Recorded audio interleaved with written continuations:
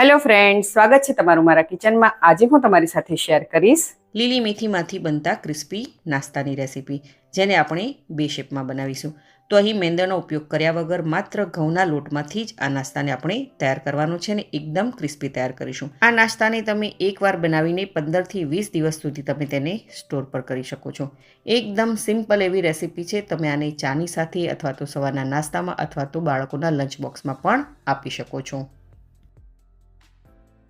તો ચાલો રેસીપી શરૂ કરીએ। ક્રિસ્પી એવો મેથીનો આ નાસ્તો બનાવવા માટે સૌથી પહેલાં મીડિયમ ગેસની ફ્લેમ પર આપણે એક પેન રાખીશું અને તેમાં 1 મોટી ચમચી જેટલું ઘી એડ કરીશું।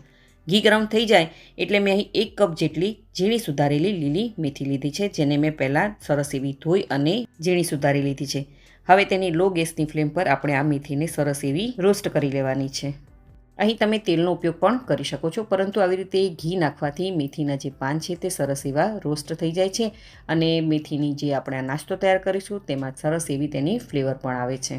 અને આવી રીતે મેથીના પાનને રોસ્ટ કરવાથી સરસ એવો તેમાં મોઇશ્ચરનો ભાગ છે તે નીકળી જાય છે અને આપણો જે નાસ્તો તૈયાર થશે તે લાંબા સમય સુધી સારો રહેશે। તો લગભગ 2 થી 3 મિનિટમાં જ મેથીના પાન છે તે સરસ એવા રોસ્ટ થઈ ગયા છે અને સાઈડમાં ઘી પણ સરસ એવું રિલીઝ થવા લાગ્યું છે। હવે આપણે ગેસને બંધ કરી લઈશું અને તેને થોડું ઠંડુ થવા દઈએ।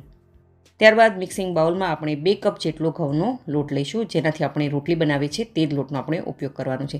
તેની સાથે અડધો કપ જેટલી સોજી, સ્વાદ પ્રમાણે મીઠું, 1 નાની ચમચી જેટલું જીરું, અડધી નાની ચમચી હળદર પાવડર, 1 નાની ચમચી જેટલું લાલ મરચું પાવડર, 1 નાની ચમચી ધાણા જીરું પાવડર, 2 મોટી ચમચી જેટલા અહીં આપણે સફેદ તલ એડ કરીશું।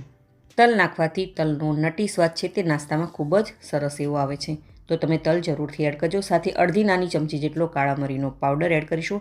તેની સાથે 1 નાની ચમચી જેટલો આપણે અજમો લઈશું અને અજમાને આવી રીતે હાથમાં લઈ અને સરસ એવો મસળીને આપણે ત્યારબાદ તેમાં એડ કરી દઈશું। 1 ચપટી જેટલી હિંગ એડ કરીશું અને હવે છેલ્લે 3 મોટી ચમચી જેટલું આપણે ગરમ તેલ એડ કરીશું। અહીં આવી રીતે ગરમ તેલ એડ કરવાથી જે આપણે નાસ્તો બનાવીશું તે એકદમ ક્રિસ્પી અને ખસ્તા બનશે। ત્યારબાદ આપણે જે મેથીને રોસ્ટ કરીને રાખી હતી તે બધા જ મેથીના પાન આપણે તેમાં એડ કરી દઈએ। ત્યારબાદ સૌથી પહેલાં આપણે ચમચીની મદદથી આવી રીતે સરસ એવું મિક્સ કરી લઈશું, કારણ કે આપણે ગરમ તેલ એડ કર્યું છે તો હાથ બળી ન જાય તેના માટે આવી રીતે ચમચીની મદદથી આપણે સારી રીતે મિક્સ કરી લઈએ। ત્યારબાદ હાથની મદદથી હવે સરસ એવી આ બધી જ વસ્તુને મિક્સ કરી લેવાની છે। તો તમે જોઈ શકો છો કે તેલનું મોણ છે તે એકદમ સરસ એવું મિક્સ થઈ ગયું છે અને હાથમાં લઈએ છીએ તો મુઠ્ઠી પડતું વળી જાય છે। દેટ મીન્સ કે આપણું તેલનું મોણ છે તે પરફેક્ટ છે। હવે મેં અહીં 1 કપ જેટલું હુંફાળું પાણી લીધું છે। પાણી વધારે પડતું આપણે ગરમ નથી લેવાનું, માત્ર હુંફાળું જ પાણી લેવાનું છે અને પાણી આપણે થોડું એડ કરતું જવાનું છે અને લોટ આપણે બાંધી લેવાનો છે। અહીં લોટ આપણે થોડો કઠણ બાંધવાનો છે, એકદમ સોફ્ટ લોટ નથી બાંધવાનો, તો એ વાતનું ખાસ ધ્યાન રહે। જો તમારો લોટ સોફ્ટ બંધાઈ જશે તો નાસ્તો ખાવામાં એકદમ ક્રિસ્પી નહીં બને। તો તમે જોઈ શકો છો કે લોટ છે તે સરસ એવો બંધાઈ ગયો છે। તો આ લોટ બાંધવામાં મને 1 કપથી થોડું ઉપર એટલે કે 1 કપથી ઉપર 2 મોટી ચમચી જેટલું પાણીની જરૂર પડી છે। તો લોટ સરસ એવો બંધાઈ ગયો છે। હવે 1 નાની ચમચી જેટલું આપણે લોટ ઉપર તેલ આવી રીતે એડ કરીશું અને લોટને ફરીથી આપણે 1 મિનિટ સુધી મસળી લઈએ। તો આવી રીતે તેલ નાખ્યા બાદ લોટને મસળવાથી લોટમાં એક સરસ એવું સ્ટ્રેચીનેસ આવી જાય છે।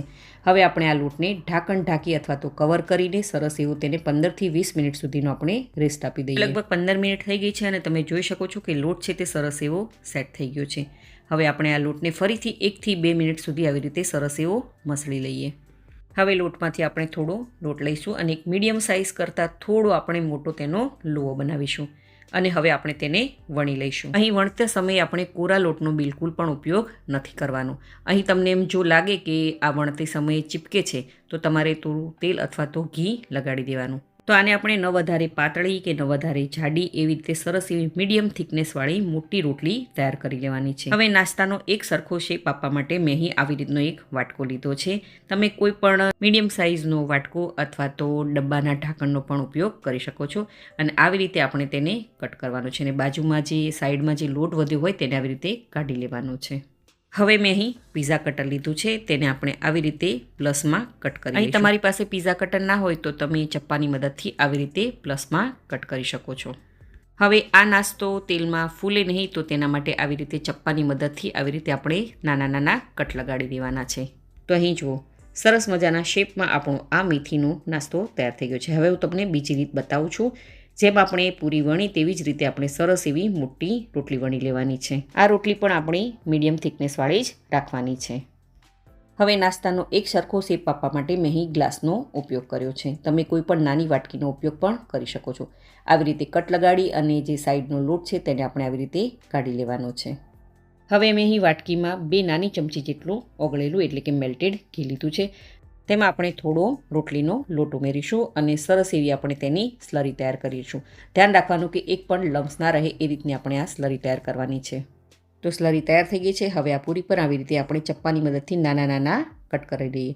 ત્યારબાદ આપણે એક સરસ એવું આ વચ્ચે મિડલમાં કટ કરી લેવાનું છે અને આપણે જે સ્લરી તૈયાર કરી હતી તે સ્લરીને આવી રીતે પૂરી પર સરસ એવી લગાડી દેવાની છે. સ્લરી પૂરી પર સરસ એવી લગાડી દઈએ એટલે ત્યારબાદ આપણે આવી રીતે તેને ધીરે ધીરે ફોલ્ડ કરતું જવાનું છે અને એક ટ્રાયંગલ શેપ આપતું જવાનું છે.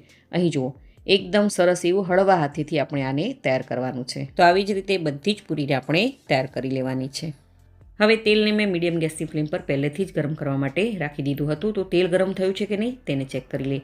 થોડો એવો લોટ નાખતા તરત જ તે ઉપર આવી જાય છે. દેટ મીન્સ કે આપણું તેલ છે તે પરફેક્ટ ગરમ થઈ ગયું છે. હવે એક એક આપણે પૂરી તેમાં એડ કરતા જઈશું અને તેલમાં સમાય એટલી આપણે પૂરી એડ કરવાની છે. તો તેલમાં પૂરી એડ કર્યા બાદ આપણે તેને પલટાવવાની ઉતાવળ બિલકુલ નથી કરવાની. થોડી એવી તેને સેટ થવા દેવાની છે. ત્યારબાદ આપણે તેને પલટાવીશું અને મીડિયમ ગેસની ફ્લેમ પર આપણે આ બધી જ પૂરીને સરસ એવી તળી લેવાની છે. થોડી ગોલ્ડન બ્રાઉન કલર જેવી થાય ત્યાં સુધી આપણે મીડિયમ ગેસની ફ્લેમ પર તેને સરસ એવી તળી લેવાની છે. માત્ર એ વાતનું ધ્યાન રાખવાનું કે હાઈ ગેસની ફ્લેમ પર આ પૂરી આપણે નથી તળવાની, નહીંતર બહારથી લાલ થઈ જશે અને અંદરથી કાચી રહી જશે. તો તમે જોઈ શકો છો કે પૂરીનો સરસ એવો ગોલ્ડન બ્રાઉન કલર આવી ગયો છે. હવે આપણે તેને એક પ્લેટમાં કાઢી લઈશું. તો આવી જ રીતે બાકી બધી પૂરીને આપણે તળી લેવાની છે. હવે આપણે જે બીજા શેપમાં પૂરીને તૈયાર કરી છે તેને પણ આપણે તેલમાં સમાય એટલી આપણે એડ કરવાની છે. અને અહીં એ વાતનું ધ્યાન રાખવાનું કે અહીં આપણે આ પૂરીને લો ટુ મીડિયમ ગેસની ફ્લેમ પર ફ્રાય કરવાની છે. આ પૂરી આવી રીતે પડવાળી હોવાથી તેને હાઈ ગેસની ફ્લેમ પર આપણે તળવાની ઉતાવળ નથી કરવાની. લો ટુ મીડિયમ ગેસની ફ્લેમ પર સરસ એવી તેને આવી રીતે ગોલ્ડન બ્રાઉન થાય ત્યાં સુધી તળી લેવાની છે. તો હવે તળાઈ ગઈ છે આ પૂરી, તો તેને પણ આપણે પ્લેટમાં કાઢી લઈએ. તો અહીં જુઓ, મેથીમાંથી બનેલો એકદમ ક્રિસ્પી અને એકદમ કુરકુરો નાસ્તો બનીને તૈયાર થઈ ગયો છે. તમે આ રેસીપીને જરૂરથી ટ્રાય કરજો. તમે આને એકવાર બનાવીને 15થી 20 દિવસ સુધી તેને સ્ટોર કરી અને ખાઈ શકો છો. આ નાસ્તાને તમે ચાની સાથે એન્જોય કરી શકો છો અને સફરમાં પણ લઈ જઈ શકો છો. ખૂબ જ ટેસ્ટી એવું લાગે છે. તો તમે આ રેસીપી જરૂરથી ટ્રાય કરજો. જો તમને મારી આજની આ રેસીપી ગમી હોય તો વિડીયોને લાઇક કરજો અને વધારેમાં વધારે શેર કરજો અને મારી ચેનલને જરૂરથી સબસ્ક્રાઈબ કરજો. તો ફરી મળીએ એક નવી રેસીપી સાથે.